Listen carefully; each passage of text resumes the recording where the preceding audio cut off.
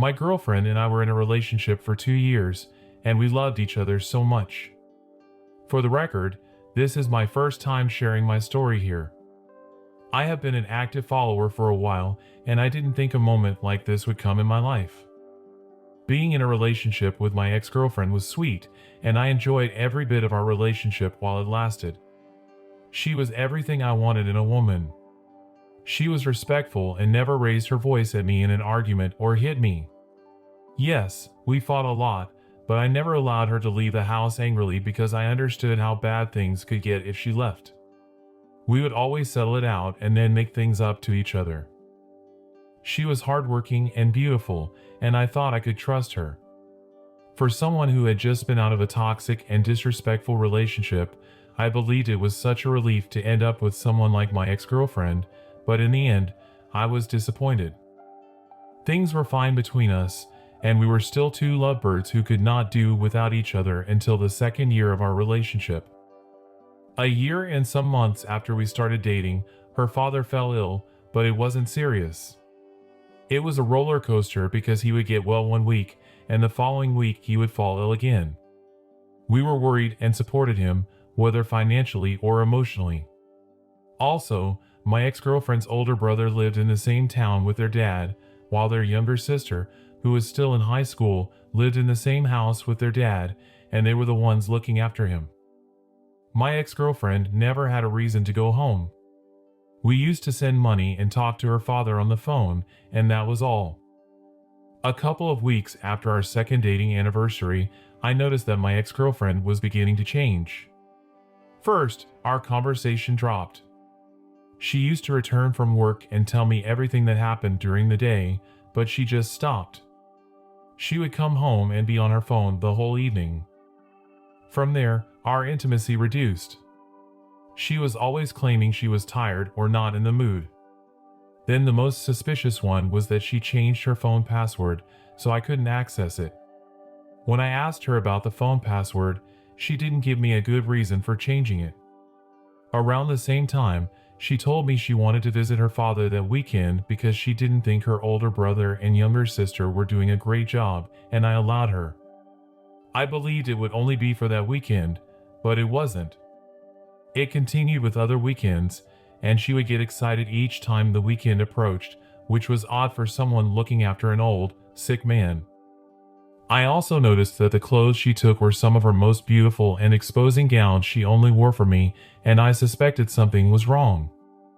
Funnily enough, every time I called her sick father to confirm if she was there, he would tell me she just left the house, which continued for weeks. Our relationship continued to grow cold, and the distance between us was evident. I knew she was always talking to someone on the phone, and whenever I asked her who it was, she would say she was talking to her best friend, which I never believed.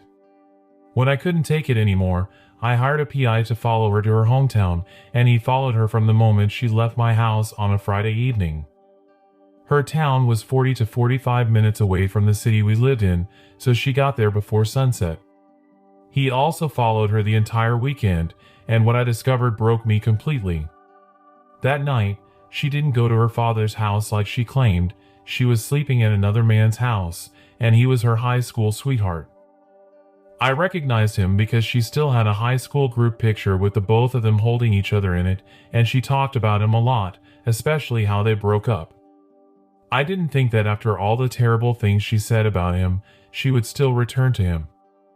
The following day, she went to her father's house, stayed for a while, left, and returned in the evening.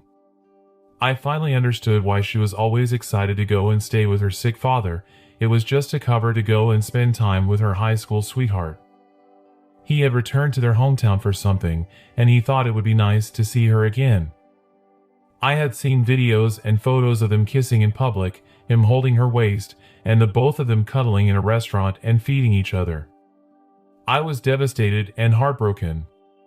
I didn't think she could do that to me and throw away all the plans and everything we worked for. I was so angry that I moved her things out of the house and left them on the porch. I also changed the locks so she couldn't access the house with her keys. When she returned that Sunday, she was shocked to see her stuff outside. She knew something was wrong but kept asking what she had done wrong like she was innocent. When I said her the reason, she went on her knees and started to beg. She told me nothing happened between them and only wanted to spend the weekends with an old friend. Funnily enough, that was their last weekend together because he was leaving the country, but I didn't care. I didn't let her enter the house, and she eventually packed her things and left. I was very hurt, and I'm still hurt. She tried coming back many times and didn't stop blowing my phone, but that was the end of the road for us. It's been 2 years, and I still can't get over everything. She damaged what was left of my heart, and I hope I can heal again. My conclusion to this story and advice to the author. I'm sorry to hear that you've been through such a painful experience. Healing from a betrayal like this can be a long and challenging process. Here are some pieces of advice for the main character of this story. Allow yourself to feel. It's important to acknowledge and accept your emotions. It's okay to feel hurt, angry, and betrayed. Give yourself the time and space to process these emotions rather than suppressing them. Seek support. Reach out to friends and family who can provide emotional support during this difficult time. Talking about your feelings with someone you trust can be therapeutic and help you gain perspective. Consider professional help. If the emotional pain becomes overwhelming and persists, consider seeking the help of a therapist or counselor. They can provide guidance, coping strategies, and a safe space to express your emotions. Focus on self-care. Take care of your physical and mental well-being. Engage in activities that bring you joy and relaxation. Exercise, eat well, and ensure you get enough sleep.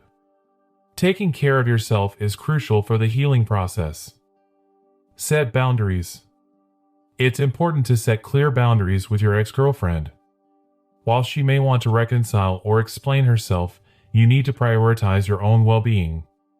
Decide what level of contact, if any, is healthy for you. Reflect on the relationship. Take some time to reflect on the relationship and what you've learned from the experience. Understand the patterns and dynamics that led to the betrayal. This self-reflection can contribute to personal growth. Forgive, but don't forget.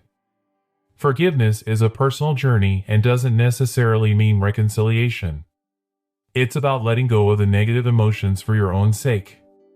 However, it's also important to remember the lessons from the experience to protect yourself in the future. Focus on the future.